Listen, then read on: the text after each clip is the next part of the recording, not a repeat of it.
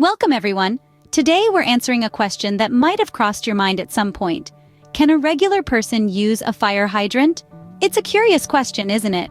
You see these hydrants scattered around your neighborhood and you might wonder, aren't they there for public use? Well, the short answer is, not exactly.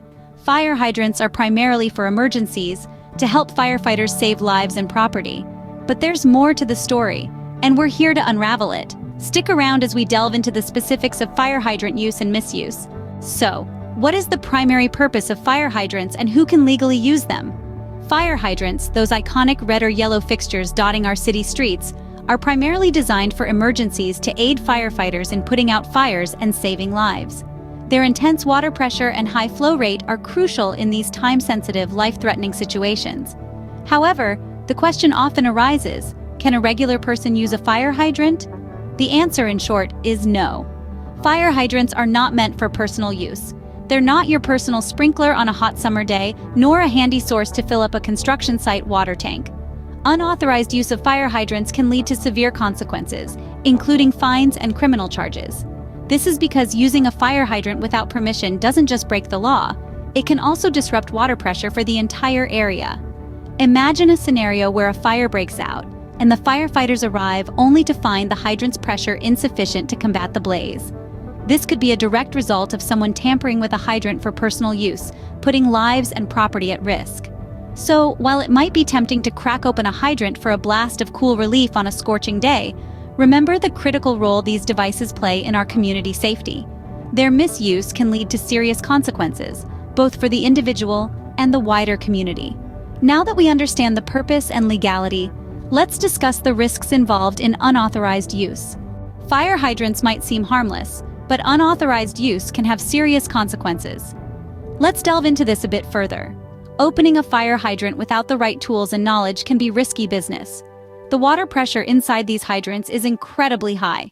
If you're not careful, you could find yourself knocked off your feet. Worse, the sudden gush of water could cause a passing car to swerve, leading to a potential accident. But the risks don't stop there. When a hydrant is opened improperly, it can stir up sediment that normally lies at the bottom of the water main. This can lead to water contamination, making the water unsafe for drinking or other household uses. Now let's consider the bigger picture.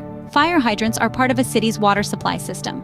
When they're used without authorization, it can disrupt water pressure for the entire area. This is especially problematic during a fire emergency when firefighters need that water pressure to put out fires. Moreover, unauthorized use can strain the water supply. The water that gushes out isn't just a trickle. It's hundreds, sometimes thousands of gallons wasted in a short span of time. And all that water is lost for good, contributing to water scarcity in areas that are already dealing with water shortage issues. The legal consequences are equally severe. Misuse of fire hydrants can lead to hefty fines, and in some cases even criminal charges. Clearly, misusing a fire hydrant can have serious implications. But are there any exceptions? There are some cases where non-emergency personnel can use a fire hydrant, but it's not as simple as turning a valve. Imagine you're planning a neighborhood summer bash and you want to turn your local fire hydrant into a giant sprinkler. Sounds fun, right? Well, it's not impossible, but it's not as straightforward as you might think. Some cities do allow fire hydrants to be used for special events like this, but it's not a free-for-all. You can't just show up with a wrench and start turning valves.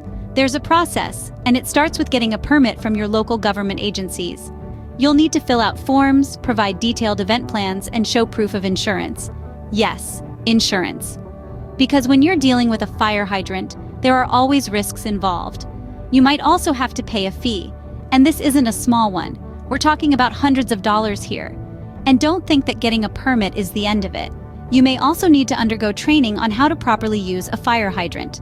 These things are designed to shoot out water at high pressure for firefighters to put out fires, and using them incorrectly can cause all sorts of problems. So, while there are exceptions, they are few and far between and always involve a stringent approval process.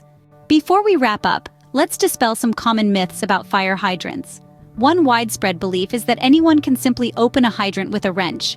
In reality, this is not only illegal but also dangerous, as it risks disrupting water pressure for the entire area and could result in fines or even criminal charges. Another common misconception is that taking a small amount of water from a hydrant doesn't cause any harm. The truth is, even a seemingly small amount can waste hundreds, if not thousands of gallons of water. This is a significant drain on the water supply, and it's also illegal without the proper permits. Some people might think they can use hydrants to fill up water tanks at construction sites without any official supervision or permits. This is usually not allowed, and again, it can lead to legal consequences. Lastly, it's important to remember that not all hydrants are created equal. The water pressure and flow rate can vary from one hydrant to another, so don't assume that what works for one will work for all. Thank you for joining us today. We hope this video has shed some light on the use and misuse of fire hydrants. Don't forget to like this video and subscribe to our channel for more informative content.